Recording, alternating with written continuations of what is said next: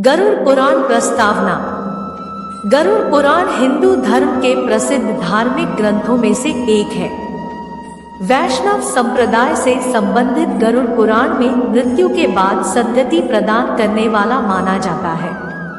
इसलिए सनातन में मृत्यु के बाद गरुड़ पुराण के श्रवण का प्रावधान है। इसके अधिष्ठात्री देव भगवान विष्णु है। 18 पुराणों में गरुड़ महापुराण का अपना एक विशेष महत्व है, क्योंकि इसके देव स्वयं विष्णु माने जाते हैं, इसीलिए यह वैष्णव पुराण है। गरुड़ पुराण के अनुसार हमारे कर्मों का फल हमें हमारे जीवन में तो मिलता ही है, परंतु मरने के बाद भी कार्यों का अच्छा बुरा फल मिलता है। इसी वजह से इस ज्ञान को प्राप्त करने के लिए घर के किसी सदस्य की मृत्यु के बाद का अवसर निर्धारित किया गया, ताकि उस समय हम जन्म मृत्यु से जुड़े सभी सत्य जान सके और मृत्युवश बिछड़े वाले सदस्य का दुख कम हो सके।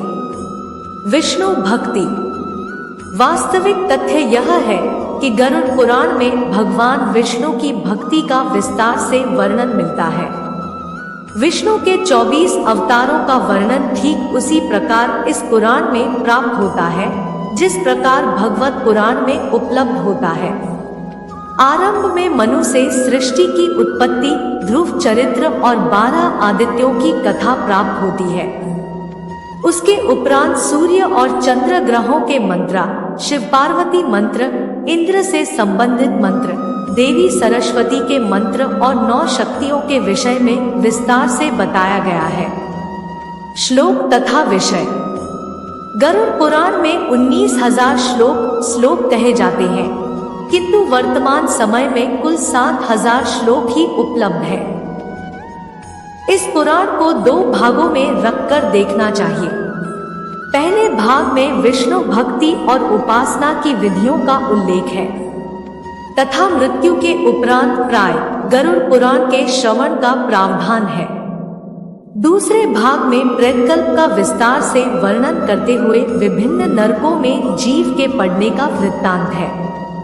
इसमें मरने के बाद मनुष्य की क्या गति होती है, उसका किस प्रकार की योनियों में जन्म होता है, प्रेत योनि से मुक्त कैसे पाई जा सकती है, श्राद्ध और पितृकर्म किस तरह करने चाहिए तथा नरकों के दारुण दुख से कैसे मोक्ष प्राप्त किया जा सकता है, आदि विषयों का विस्तार पूर्वक वर्णन प्राप्त होता है।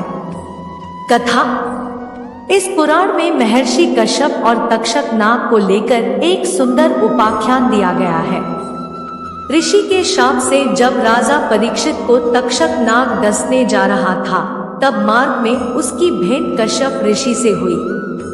तक्षक ने ब्राह्मण का वेश धरकर उनसे पूछा कि वे इस तरह उतावली में कहाँ जा रही हैं। इस पर कश्यप ने कहा कि तक्षक नाग महाराज परीक्षित को डसने वाला है। मैं उनका विष प्रभाव दूर करके उन्हें पुनः जीवन दे दूंगा। यह सुनकर तक्षक ने अपना परिचय दिया और उनसे लौट जाने के लिए कहा, क्योंकि उसके विष प्रभाव से आज तक कोई भी व्यक्ति जीवित नहीं बचा था। तब कश्यप ऋषि ने कहा कि वे अपनी मंत्र शक्ति से राजा परीक्षित का विष प्रभाव दूर कर देंगे। इस पर तक्षक ने कहा कि यदि ऐसी बात है तो आप इस वृक्ष को फिर से हरा भरा करके दिखाइए, मैं इसे डसकर अभी भस्म किए देता हूँ। तक्षक नाग ने निकट ही स्थित एक वृक्ष को अपने विष के प्रभाव से तत्काल भस्म कर दिया।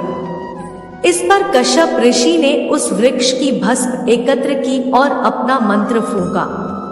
तभी तक्षक ने आश्चर्य से देखा कि उस भस्म में से कोमल फूट आई और देखते ही देखते वह हरा भरा वृक्ष हो गया।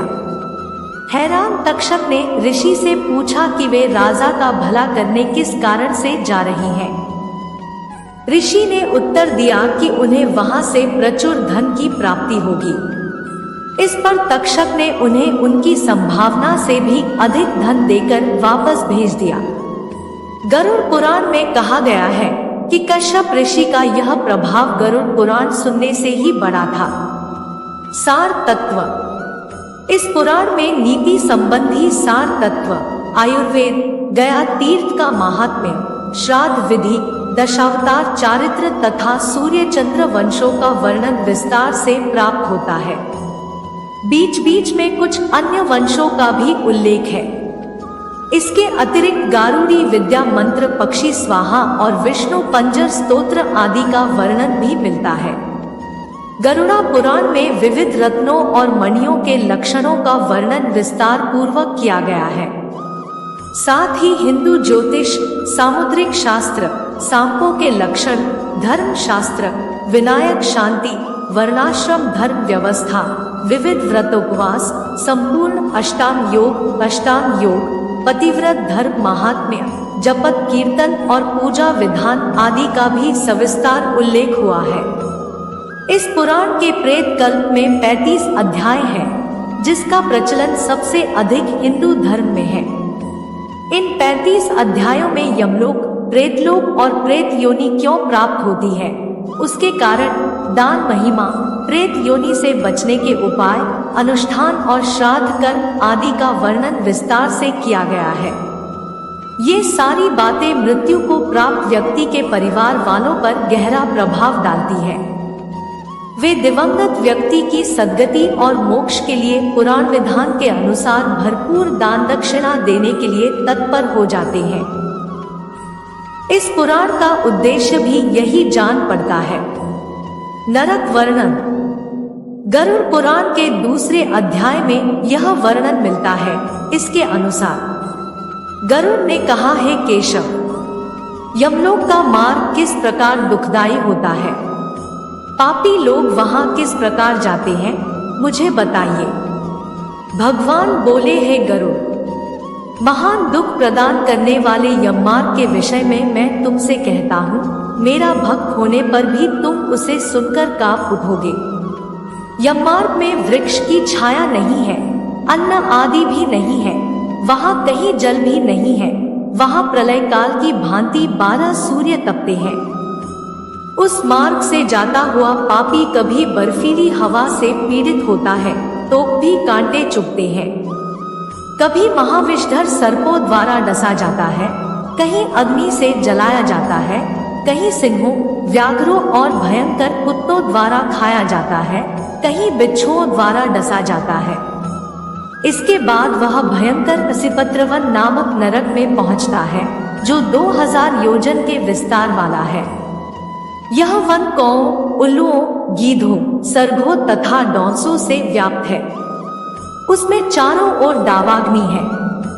वह जीव कहीं अंधे कुएं में गिरता है, कहीं पर्वत से गिरता है, कहीं छुरे की धार पर चलता है, कहीं कीलों के ऊपर चलता है, कहीं घने अंधकार में गिरता है, कहीं उग्र जल में गिरता है, कहीं जोंकों से भरे हुए कीचड़ में गिरता है, कहीं तपी हुई बालुका से व्याप्त और धधकते ताम्रमय मार्ग, कहीं अंगार राशि, कहीं अत्याधिक धुएं से भरे मार्ग पर उसे चलना पड़ता है, कहीं अंगार वृष्टि, कहीं बिजली गिरने शिलावृष्टि, कहीं रक्त की, कहीं शस्त्र की और कहीं गर्म जल की वृष्टि होती है, कहीं खारे कीचड़ की वृष्टि होती है, कहीं मवाद, रक्त तथा विष्ठा से भरे हुए तालाब है।